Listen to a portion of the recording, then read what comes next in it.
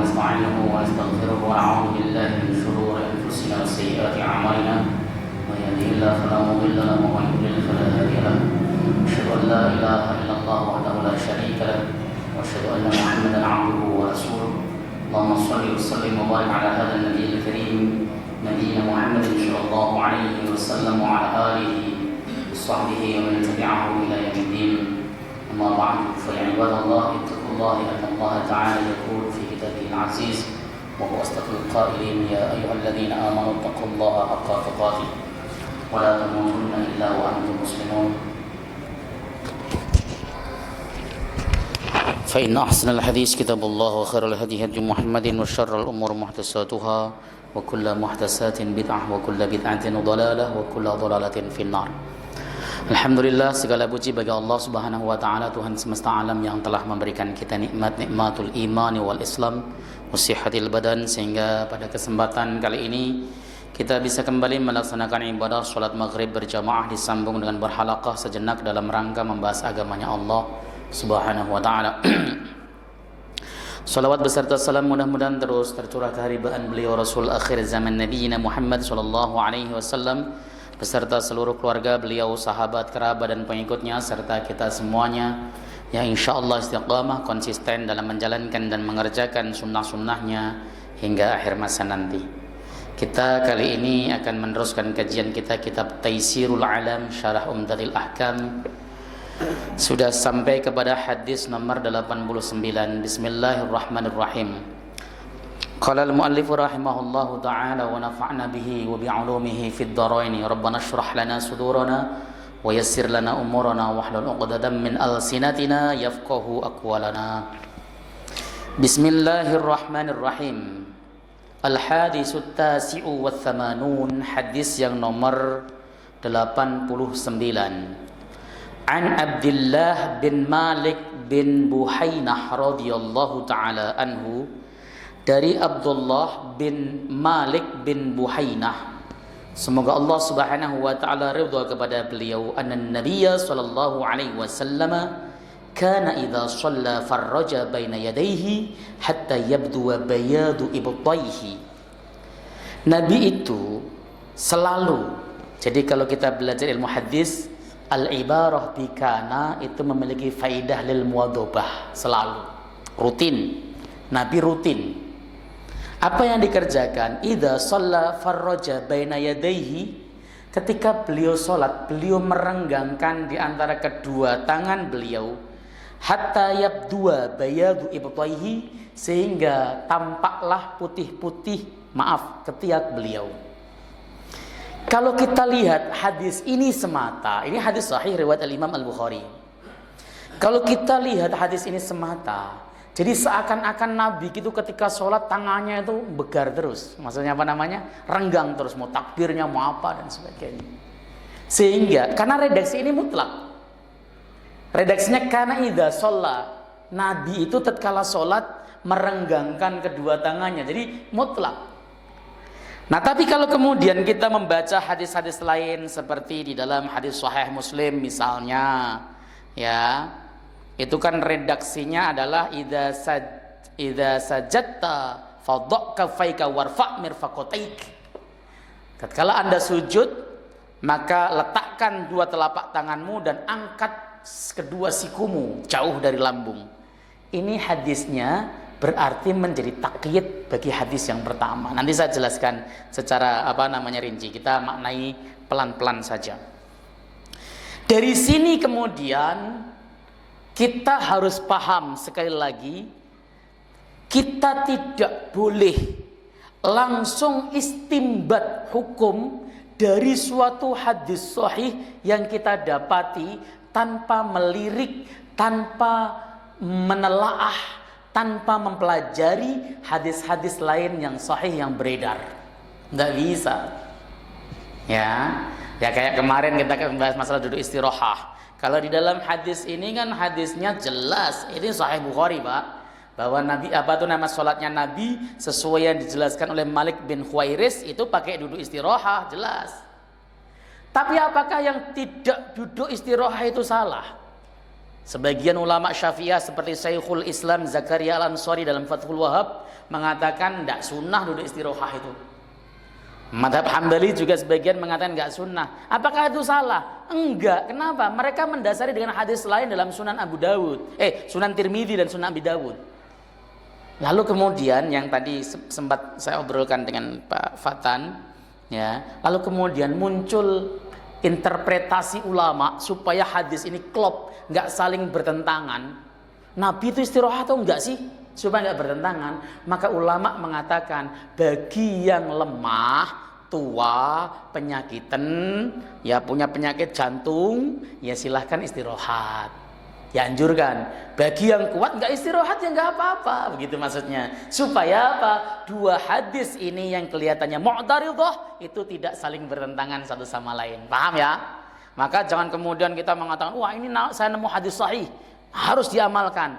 Bisa nggak diamalkan? Contoh hadis ini, bagaimana aplikasinya menurut Anda? Nabi selalu ketika sholat merenggangkan kedua tangannya sehingga kedua ketiak beliau kelihatan. Caranya bagaimana? Prakteknya, ida sholat, ketika beliau sholat, setiap gerakan sholatnya beliau sehingga keteknya kelihatan, bagaimana? Sulit kan? Maka butuh hadis lain sebagai penjelasnya, sebagai pembatasnya, yaitu hadis Sahih Muslim. Nah, itu ya yang menjelaskan bahwa spesifikasi Nabi merenggangkan kedua tangan sehingga kelihatan kedua ketiak beliau itu adalah pada saat beliau sujud.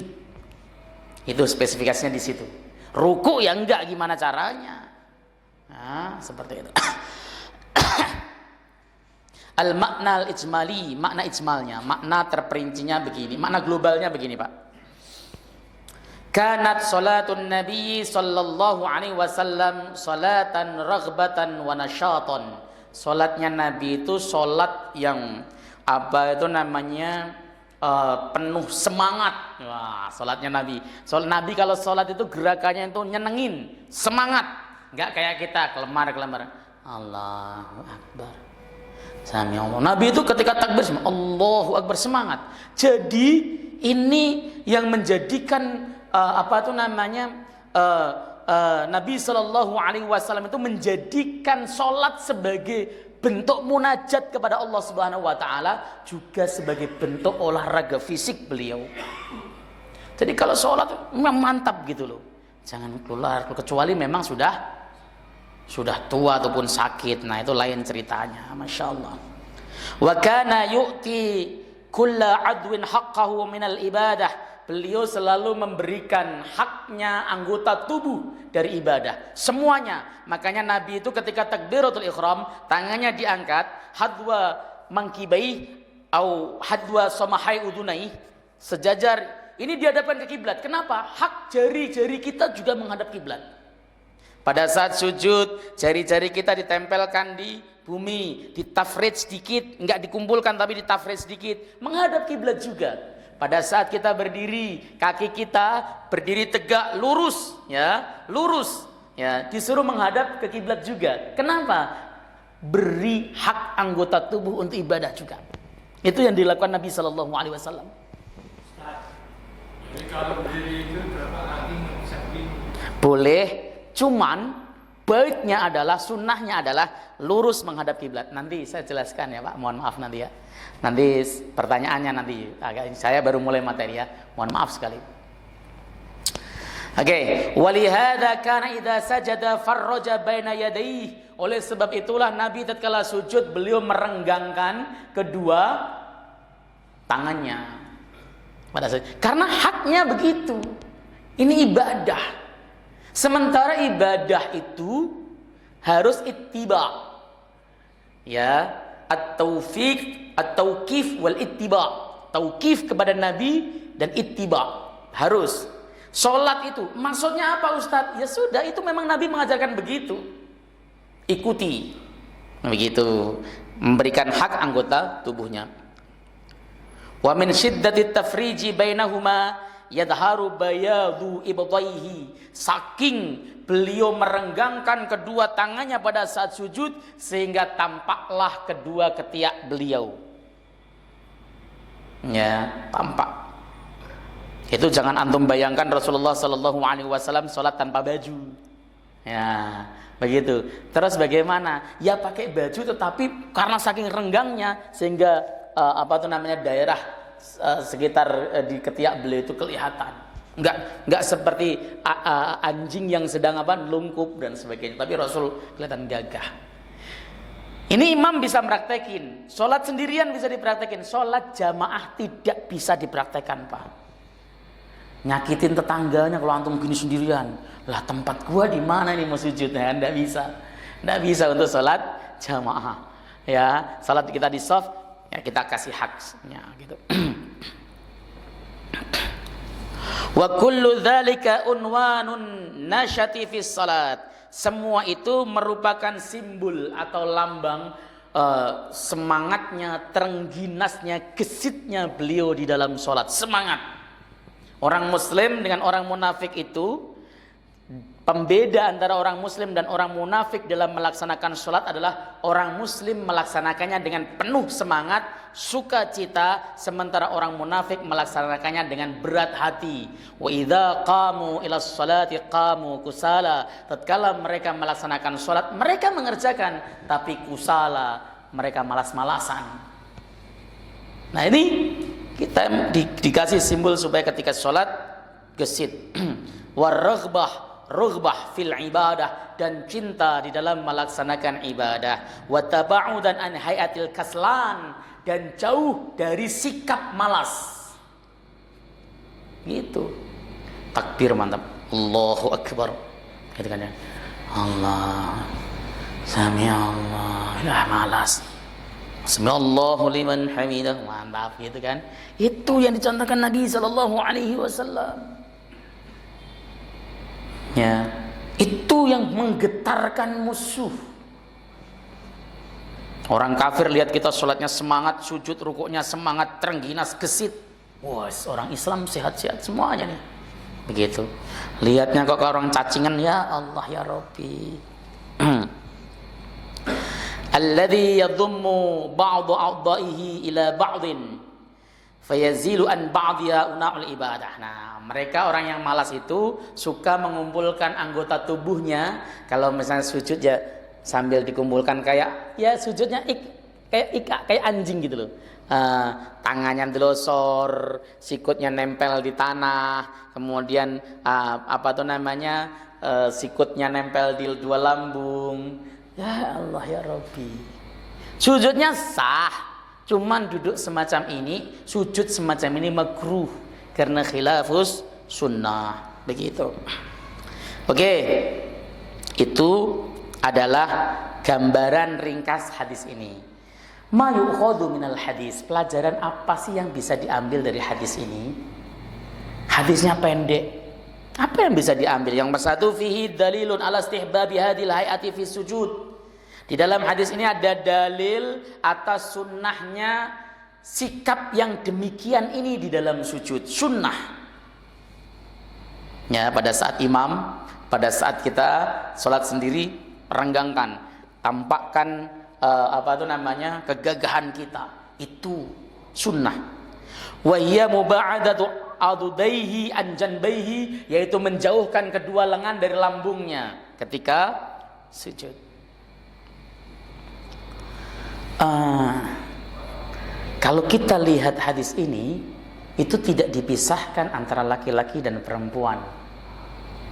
Kalau lihat hadis ini menegaskan bahwa laki-laki sujudnya demikian, perempuan juga sujudnya demikian. Karena tidak ada keterangan di sini mengatakan kalau laki-laki begini, kalau perempuan dikumpulkan. Tapi kalau Anda atau kita membaca fikih Syafi'i, gak usah yang besar-besar lah. Seperti di dalam kitab Ghayatut Takrib atau di dalam Fathil Qarib Al-Mujib, misalnya dikatakan perempuan khusus ketika dia sujud dia mengumpulkan, karena perempuan harus beda dengan laki-laki. Apakah mereka tidak menggunakan dasar? Pakai dasarnya, ada hadisnya. Ya. Tapi hadis ini mukhtalaf, diperselisihkan oleh para ulama.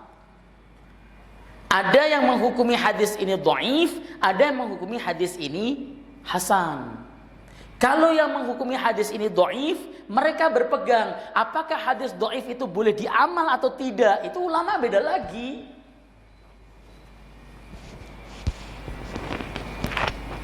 Hadis dhaif itu boleh diamal atau tidak, Pak? Itu ulama beda pendapat. Kalau kita belajar ilmu hadis, jadi nggak usah ngengkel, nggak usah merasa bahwa wah saya ini yang pendapat yang paling benar. Ulama beda pendapat. Mayoritas ulama mengatakan, mayoritas ahli hadis mengatakan hadis dhaif itu boleh dipakai untuk fadilah amal. Imam Muslim bin Hajjaj, pemilik Sahih Muslim, mengatakan hadis dhaif tidak boleh dipakai untuk apapun. Imam Ahmad bin Hanbal, pembangun madhab Hambali, mengatakan hadis dhaif itu bisa dipakai untuk dalil jika tidak ada hadis sahih, dan bahkan beliau lebih mendahulukan hadis dhaif dibanding qiyas. Karena kata beliau meskipun dhaif masih kemungkinan sabda Nabi SAW. Beda-beda pendapat. Makanya kalau kemudian ketika hadis yang menjelaskan bahwa perempuan itu sifat sujudnya beda diterima, kemudian substansinya tersebut diperselisihkan kesahihannya, ya jelas pengamalannya beda. Maka jangan heran kalau kemudian madhab Ahmad bin Hanbal, madhab Syafi'i mengatakan perempuan itu dikumpulkan, beda dengan laki-laki yang harus gagah, tapi dikumpulkan begini. Itu dua madhab utama, Mas Syafi'i dan Hambali. Bagaimana pendapat tarjih?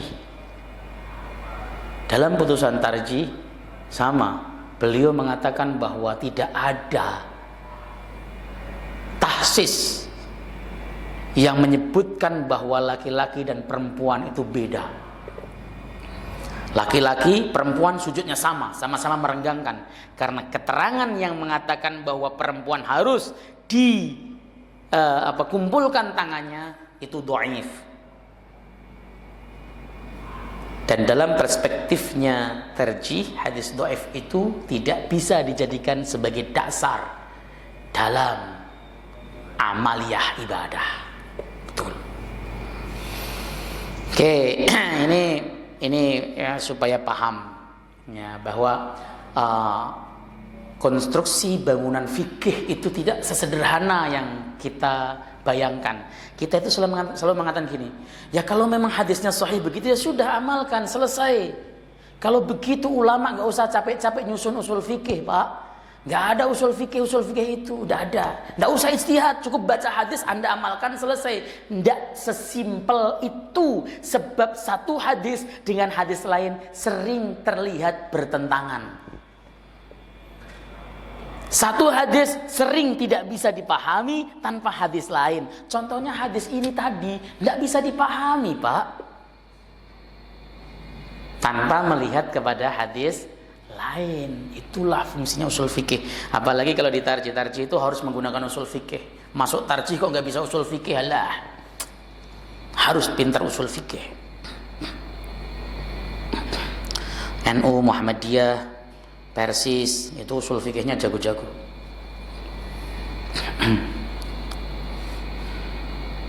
Wa qad takhassasa dzalika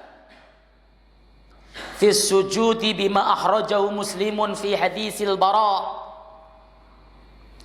yarfa'uh, dan posisi atau sikap sujud yang demikian itu khusus hanya di dalam sujud berdasarkan hadis sahih riwayat Imam Muslim. Kalau hadis Bukhari ini, saya sekali lagi tegaskan ya Pak, Umdatul Ahkam itu merupakan cuplikan dari kitab Sahih Bukhari dan Sahih Muslim. Sahih Bukhari mayoritasnya. Jadi yang tertulis di dalam Umdatul Ahkam ini sahih semuanya. Tapi apakah kemudian ini termasuk as-sahhus suhah? Ya belum tentu, perlu ada kajian sanad yang komprehensif lagi. Nah, makanya di sini dikatakan posisi semacam itu, sujud dengan merenggangkan kedua tangan menjauhi lambung itu, khusus di dalam sujud saja, berdasarkan hadis sahih riwayat Imam Muslim dari hadisnya Al-Bara.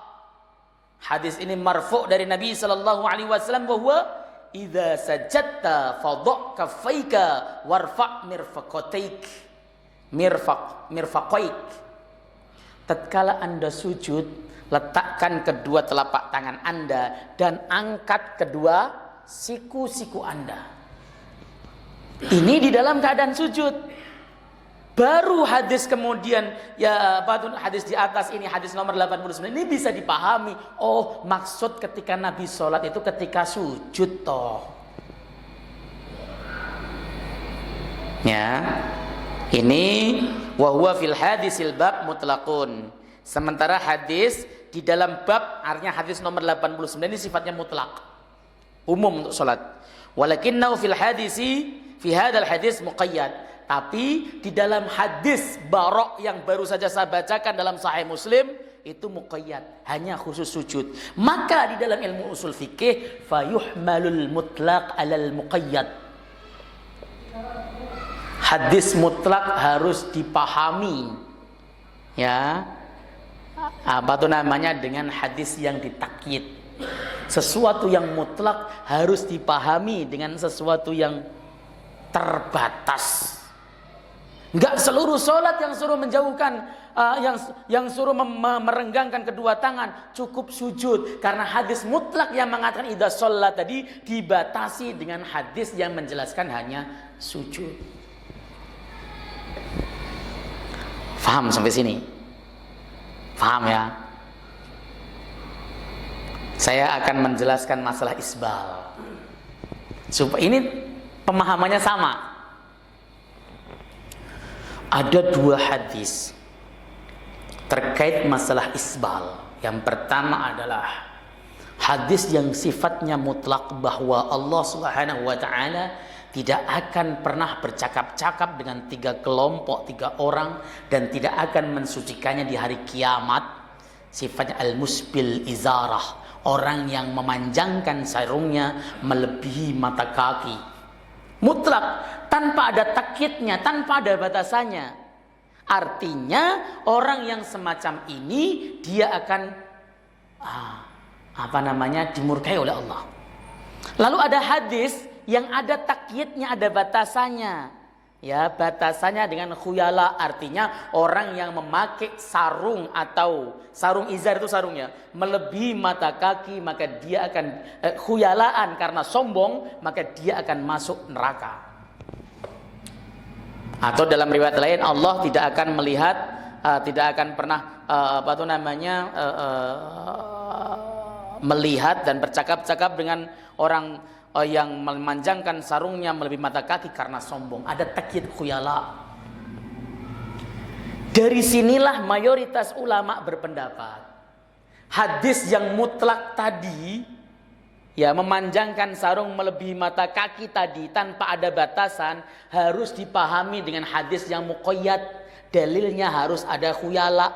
Haramnya itu karena sombong. Kalau tidak sombong maka tidak jadi haram, hukumnya makruh. Itu yang dipahami juga oleh mayoritas ulama seperti An-Nawawi, Az-Zahabi, Ibnu Salah dan sebagainya.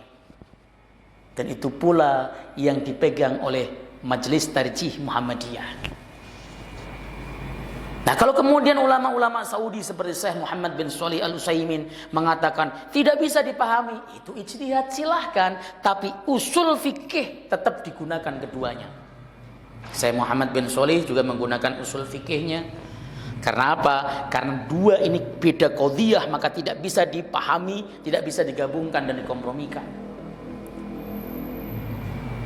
Supaya Anda tak paham bahwa hadis itu tidak bisa kita pahami secara parsial, tetapi harus utuh. Ya, seperti itu.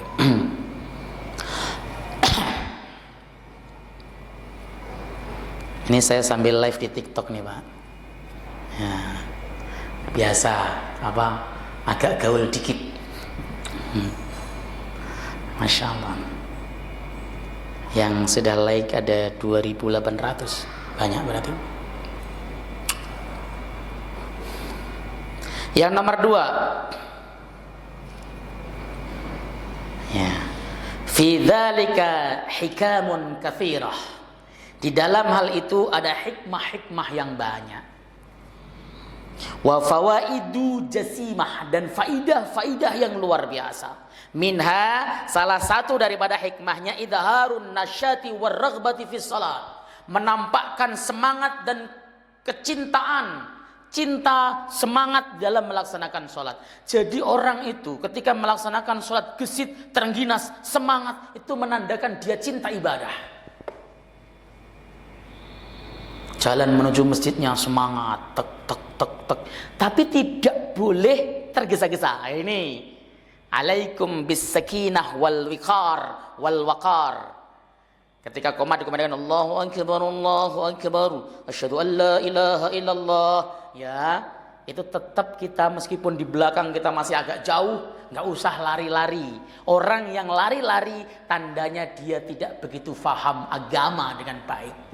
Wong Nabi mengatakan alaika bis sakinah wal waqar. Tetap tenang, ya. Kenapa? Kalau kita lari-lari lalu kemudian ngejar jamaah, ngejar imamnya, Allahu Akbar, nafas masih terengah-engah, maka kita tidak bisa khusyuk. Santai. Yang tidak boleh itu tabeti. Lah, kelelur, itu tidak boleh, lambat banget. Sakinah itu tenang, jalannya santai, ya seperti biasa, nggak usah kejar-kejaran. Kalau Anda dapati rokaat bersama imam, ya apa tuh namanya, Anda dapat 1 rakaat, ketika tidak dapati ya tinggal tambahi yang terlepas. Gitu kata Nabi SAW. Simpel sebenarnya menjalankan agama kan seperti itu.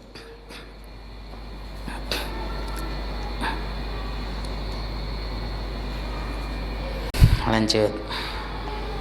Wa minha annahu idza i'tamada ala kulli a'dha'is sujud, ya, akhadha kullu 'adwin haqqahu minal ibadah. Di antara hikmahnya dan faedahnya tatkala kita itu iktimad atau iktimad, berpegang kepada semua anggota sujud. Anggota sujud berapa kemarin? 7 ya. 7. Jabhah. Nabi itu unik. Ketika menyebut jabhah, itu beliau nunjuk hidung. Jabhah kan jidat kan? Nabi menunjuk jabhah, hidung yang ditunjuk. Dari sini lalu kemudian ulama beda pendapat. Kata Imam Ahmad berarti hidung wajib ditempelkan. Kenapa? Karena ketika Nabi menyebut kata jabhah dengan nunjuk hidung. Imam Syafi'i mengatakan menempelkan hidung pada saat sujud itu hanya sunnah, tidak wajib. Sebab redaksinya jabhah itu adalah jidat. Maka ketika kemudian tangan kita betul-betul nempel, jidat kita nempel, hidung kita nempel, lutut kita nempel, kaki-kaki, ujung kaki kita nempel semuanya, maka kita telah memenuhi atau menunaikan hak-hak anggota tubuh kita.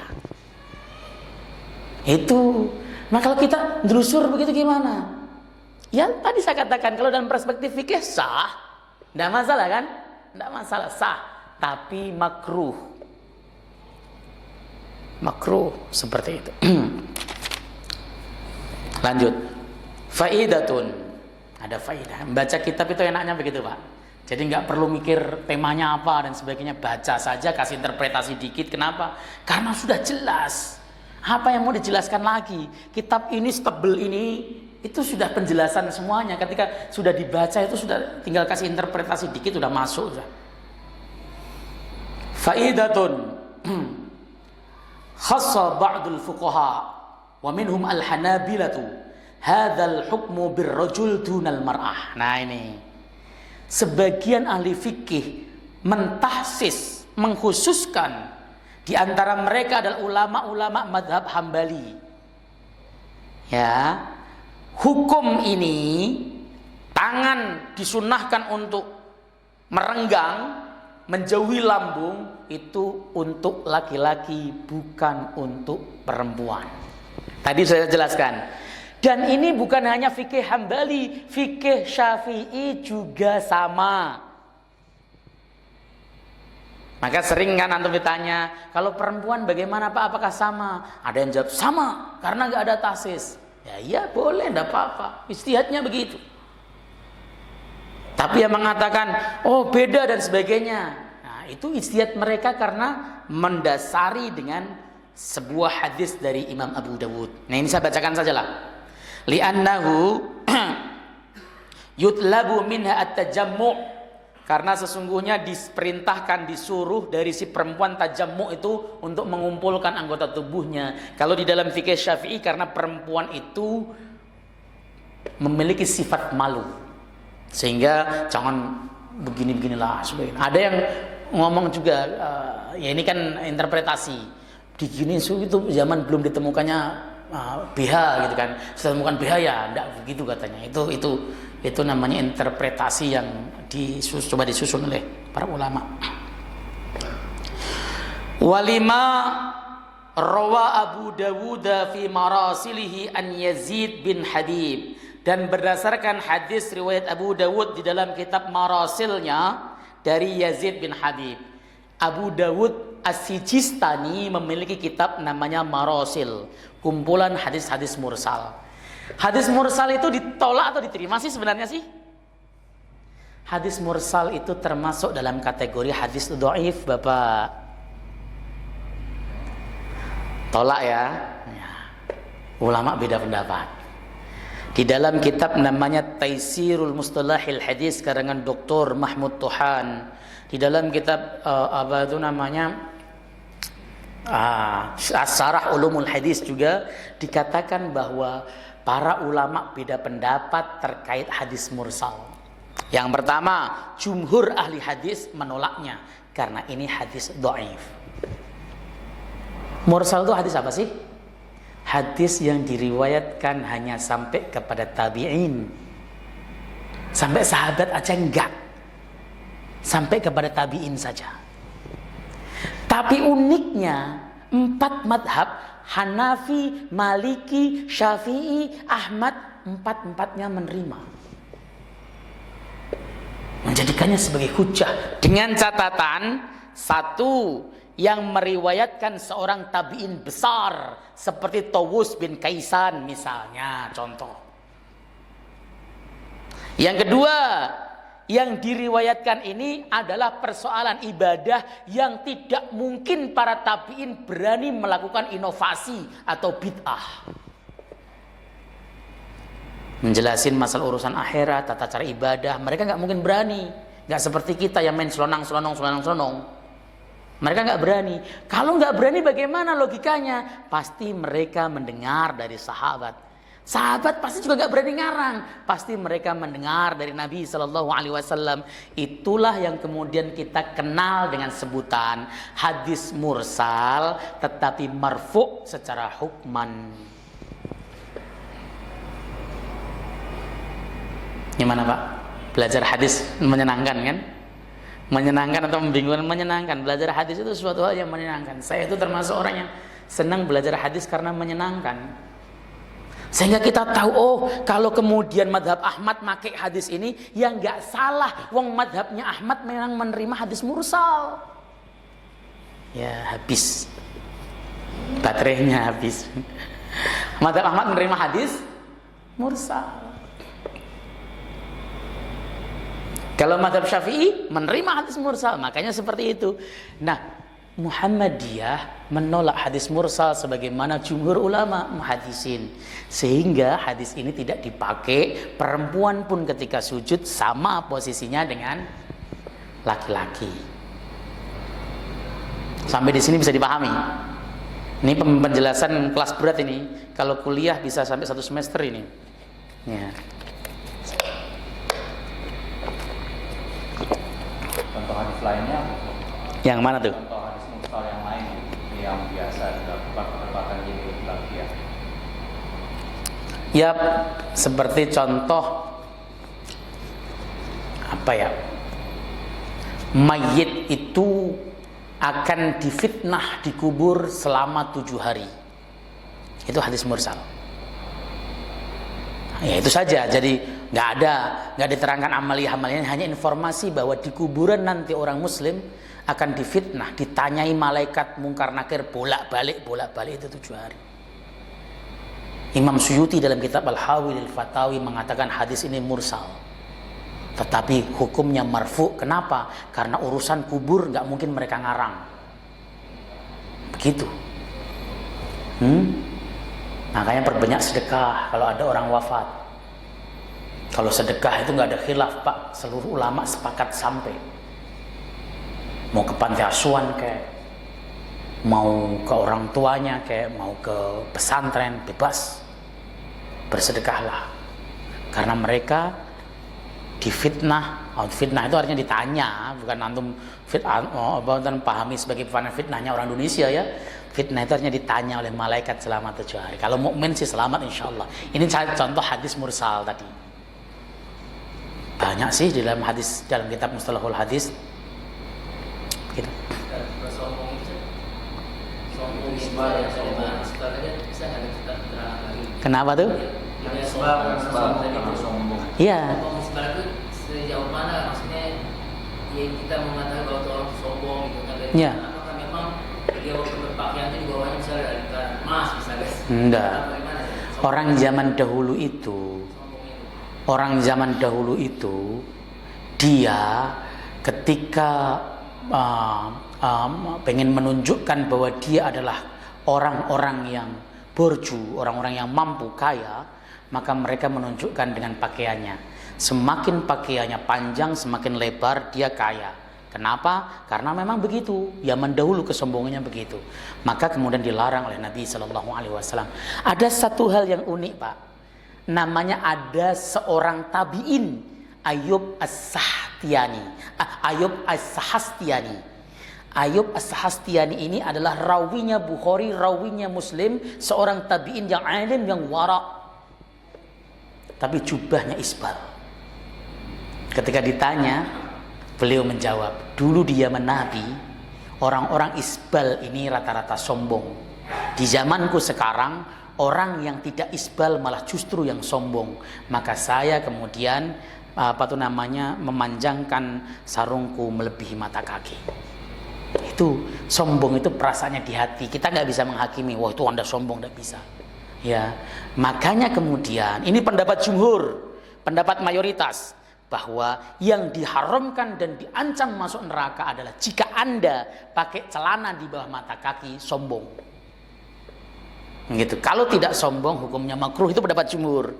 Tapi kalau pendapat ulama Saudi yang kemudian sekarang diikuti oleh teman-teman Salafi, itu mengatakan mutlak haramnya, sombong tidak sombong haram. Enggak sombong haram, sombong lebih haramnya. Lebih-lebih kalau sombong, begitu. Yaitu ijtihad di dalam memahami nas. Tidak boleh ada klaim kami memegang kebenaran mutlak. Ya, kalau pengen jalan yang paling selamat ya tidak isbal dan tidak sombong. Itu saya tidak suka isbal. Celana saya kalau pakai sarung itu minimal paling bawah itu ya pas mata kaki, nggak pernah melebihi mata kaki. Ya, mudah itu upaya saya supaya saya tidak berada pada perdebatan para ulama. Ya, masalah sombong dan tidak sombong, saya nggak bisa menilai saya sombong apa tidak. Ya, kan bilang, wah sombongnya gimana cara membedakannya? Sombong urusan hati kok. Ya, seperti itu. Itulah kemudian kenapa terjadi perbedaan. Nah, Muhammadiyah memilih pendapat jumhur yang diharamkan jika sombong. Jika tidak sombong ya tidak apa-apa. Makanya di Muhammadiyah itu pakai celana di bawah mata kaki biasa, tidak apa-apa. Nggak ada kemudian angkat celana kamu, angkat, nggak ada. Kenapa? Karena memang pendapat tarjihnya begitu, dan itu boleh, Pak. Anda nggak setuju juga nggak apa-apa. Saya orang Muhammadiyah Ustaz, tapi nggak suka isbal, ya nggak apa-apa. Fatwa itu nggak ada yang mengikat. Yang mengikat itu cuma Quran hadis. Fatwa itu tidak mengikat, bebas fatwa itu. Oke. Tapi di peraturan di Muhammadiyah putusan tarjih ya, di pedoman hidup, atau dulu namanya kaidah hidup ya, sekarang pedoman hidup Muhammadiyah adalah putusan tarjih itu seyukianya atau hendaknya diamalkan. Tar dulu Pak, Oke, sampai selesai pembahasan hadisnya. Ada Nabi sallallahu alaihi wasallam marra alam ra'ataini tusalliyan. Sesungguhnya Nabi sallallahu alaihi wasallam melewati dua perempuan yang dua-duanya salat. Faqala, maka kemudian Nabi mengatakan, idza sajadtuma, tatkala kalian berdua sujud, fadumma ba'dal lahmi ila ba'din, maka temukanlah atau kumpulkanlah sebagian daging tersebut kepada sebagiannya. Wa innal mar'ata laysat fi dzalika karrijal, karena sesungguhnya perempuan itu ya tidak seperti laki-laki di dalam masalah sujudnya. Inilah yang kemudian mendasari terjadinya perbedaan pendapat. Sependek pengetahuan saya, perbedaan pendapat yang terjadi di kalangan kaum muslimin itu sebenarnya masing-masing memiliki argumen, memiliki dalil. Hanya saja apakah dalilnya itu makbul atau mardud, dan bagaimana pisau ijtihadnya itulah yang berbeda. Sebenarnya kalau tanya, oh enggak ada hadisnya, ada hadisnya. Cuman hadisnya ini apakah diterima atau tidak, itu yang saring tarik ulur sehingga menimbulkan perbedaan hingga hari ini. Oke, silakan kalau mau nanya, sudah selesai.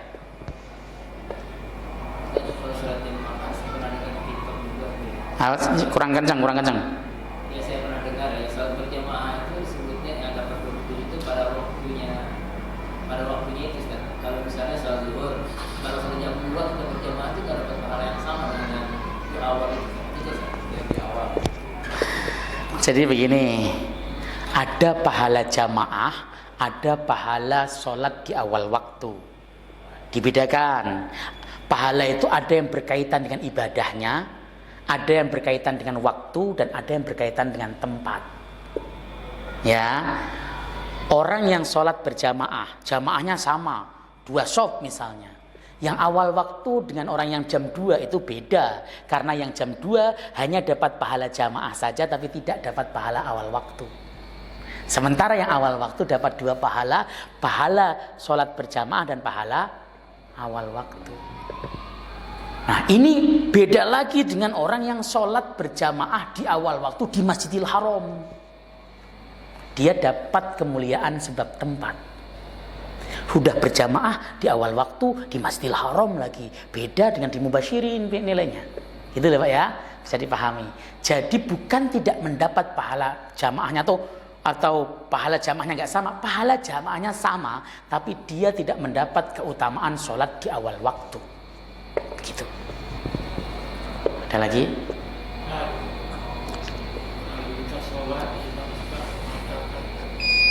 luruskan sah, angkatkan sah, nanti menghentikan dengan sah itu bagaimana?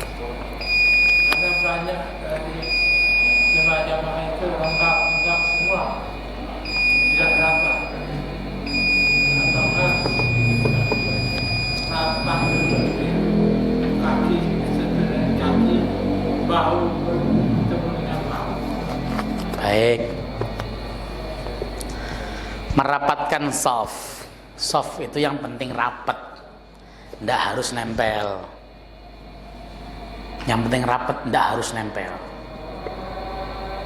Itu yang dipahami oleh mayoritas pakar hadis dan pakar fikih. Kalau nempel boleh, tapi nggak harus, itu maksud saya. Bagus, nempel bagus, tapi nggak harus, gitu maksud saya. Kalau nggak nempel masih rapat. Jadi jaraknya berapa jauh antara kaki orang sebelah? Jangan jauh-jauh Pak.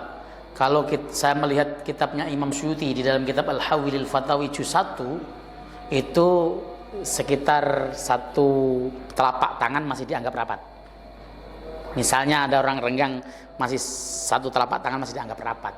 Tapi tadi saya bilang, ya bagusnya nempel, tapi tidak harus, itu maksud saya. Nanti kalau harus, antum akhirnya ketika sholat itu mikirin kaki orang, nyari kaki, kejar ke sono, karena harus masalahnya. Kalau kita bilang nggak harus, ya nggak usah, namanya juga nggak harus kok. Yang penting di awal kita sudah nempel, ternyata renggang lagi, oh ini masih toleransi, nggak usah kemudian mikirin seperti itu. Itu yang saya pahami dalam kitab-kitab mayoritas ulama. Jadi kalau kita datang Ustaz. Langsung enggak apa-apa ya. Boleh. Renggangnya jangan sampai melebihi ginian. Ada segini ya. Oh ya, enggak boleh, mepet harus rapet. Kalau Ya. tempel kaki lari dia. Ya karena gini, ada yang nggak nyaman masalahnya. Bahkan saya pernah mendengar membaca kitabnya Syekh Muhammad bin Shalih Utsaimin marah juga ketika ditempelin kakinya. Kita tempelin dia lari enggak. Jalannya segini. Jauh. Kaki nggak masalah, yang penting bau deket. Ya udah. Ya baik, orangnya suruh ngaji kalau begitu, insya Allah. Iya, kalau ngaji insya Allah baik, nggak lari-lari dia. Meskipun saya juga agak sedikit risih kalau kemudian diinjek ujung jari kaki sekelingking saya. Ya, ya, nempel nggak apa-apa. Yang penting bikin nempel bau dan sebagainya itu bagus ya, tapi nggak harus tadi. Bagus tapi tidak harus. Seyukianya seperti itu tapi nggak wajib gitu, maksudnya jangan kemudian antum gara-gara begitu langsung nyari kaki terus. Ada yang jarak segini. Oh, nggak boleh kalau itu, nggak boleh. Baik, cukup ya, sudah masuk waktu isya. Saya terlalu bersemangat. Kalau saya terlalu semangat itu biasanya langsung lemes, energinya keluar semuanya. Mohon maaf apabila ada kesalahan dan kekurangan. Kita tutup menghafal majelis. Subhanakallahumma wa bihamdika asyhadu an la ilaha illa anta astaghfiruka wa atubu ilaik. Assalamualaikum warahmatullahi wabarakatuh.